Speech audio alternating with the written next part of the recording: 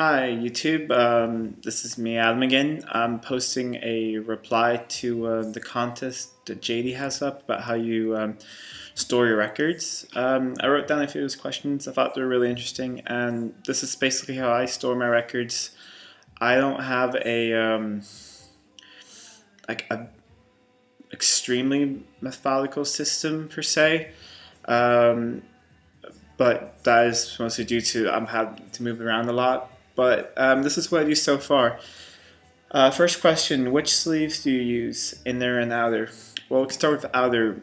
So far, I don't use many outer sleeves. When I buy an album that has an outer sleeve, of course I keep it on there, and I try to have as many as I have. For instance, like this copy of Judas Priest, Priest Steel. Like these outer sleeves I really like a lot. I think they're great, and I'd love to buy them for my whole collection, which is what I'm going to try to do for Christmas this year for myself. But it's sort of daunting when you know you have to buy enough for 1,500, 2,000 records. It's a lot of sleeves. But inner sleeves, I do buy, and I'm a little bit more picky about. Well, because I don't have any equipment so far to thoroughly clean used records, I keep those in the sleeves that come in if they're not torn badly, like the paper sleeves. Otherwise, I replace them. But when it comes to buying new records, like this Jimmy Eat World Chase This Light, if it comes in a sleeve that I'm not really happy with, like if it doesn't have a poly lining or something, I will replace it with, like in this case, oh, that was the inner part. One of these MoFi sleeves. Before playing it, and then just clean it off to make sure it's really clean, and I put in these sleeves. What I do then is, whenever I have a set of these, the MoFi sleeves, when I take one out, I put in front of it the sleeve where it came out of, and then I just put a little sticker on top saying which sleeve that album came from, and that way, in case for some reason I want to put it back, I know which sleeves came from which albums. And that's a system I really like. I do it on almost all new records except from certain labels, like this example here, Bright Eyes and Wide Awake It's Morning on Saddle Creek. They have really great inner sleeves, and they're actually my favorite. I really wish they all came in these because they're really fantastic. They slide really well in and out of the sleeves, and they just don't leave any static mark, anything on your records. The next big thing was shrink wrap, which I can use this record again. I really like to keep shrink wrap. I actually don't on gatefolds usually because I'm too excited to open them up. But when it comes to just normal records like this, I keep the shrink wrap and all the stickers. All I do is I just open it along the line here, and I keep the rest of the shrink wrap on there. I really like it because it makes the record feel new for a longer period of time, and it does protect the cover because I actually want to pull it out. It's a cool record I got at a thrift store a couple of months ago actually. But it's an unopened copy of the Beatles' Greatest Hits with the original shrink wrap, and you can just show, because the shrink wrap is going up here, how dirty it gets without the shrink wrap, and that really proves that it does help a lot to keep them on there, especially for someone like me who doesn't have sleeves for everything yet. I think it's definitely the solution.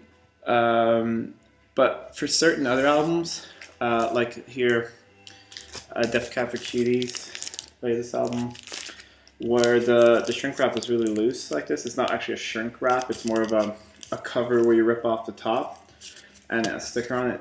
Then I think it's really easy to keep it because then it actually becomes kind of like a cover for the album. The same thing was with Lanois. Neil Young also came with that sort of cover. Um, and then yeah, there was another thing about if you store your records outside of the album cover to reduce like ring wear or certain things to get them out easier. That is not something that I do. Um, I really actually I don't store my records in a way in ease to get them out. Like if I want to listen to Hear Illinois, I'd have to take this cover off and then I have the inner sleeves out, and then I store the records coming out this way, so you can't just pull them out. Still getting used to being on camera. Pull them out straight away. I don't know. I've always sort of stored them like that since I started collecting, and I haven't really. I don't have a problem with taking them out completely to listen to them at all. However, what I do with I am a bit particular to picture discs because, as you know, picture discs don't always sound as great as the original album, but some of them are really fun to have. So, for instance, this is Block Party's Intimacy on a picture disc. So what I've done is here is the original cover that the picture disc came in. And these usually split at the seams. I just scratch the records. Then I put the record in a MoFi sleeve next to it, and then put the original cover in front of it. I guess that's the closest thing I do to putting my records outside covers, and it's just when the original cover I don't think is good enough for the record, because this actually sounds really great. It actually sounds better than my other version of Intimacy, so I'm really careful about this record. And then original ways of storing records. I probably can't do this because I'm on a computer, but I'm gonna do a tour of my room on a later video. But here behind me, I have my records, and they're stored in the normal IKEA shelves that we have, and have a few more shelves over the other side of the rooms. The thing I do actually, I don't really do it by genre very much. This is just records I really like, and I just call it pop and rock, but I mean there's punk in there, there's alternative, there's indie, there's folk, there's anything, but it's just alphabetical by artist. The same goes with my 7 inches, which I brought the crate along here, which I keep some of them in, and I was gonna try and show it on the video, so I'm gonna set them up here. Last time I was in the record store, I managed to pick up here I can pull one out. These really cool plastic things that they use in record stores to put records apart, which I thought were really great for using with singles. So if I can show like that, that's what I do with the singles, and then I can easily go through them. I want to get more crates for singles, because that's one thing I've really started going through and collecting lately is singles. And yeah, just to wrap up this video, I'd like to show some things that I recently picked up. All of it was actually put in my collection, so I grabbed a few of the things out. A lot of it was singles, because I went to a local store I just found which had an amazing sale on 7-inch singles, and I bought a lot. But I pulled out some LPs that I got. One thing was, I only bought one new record, which was Band of Horses, Mirage Rock, the new one, which so far I really liked a lot, given it maybe 5 or 6 listens. I prefer the B-side a lot to the A-side, and I really recommend it if anyone's thinking of getting it.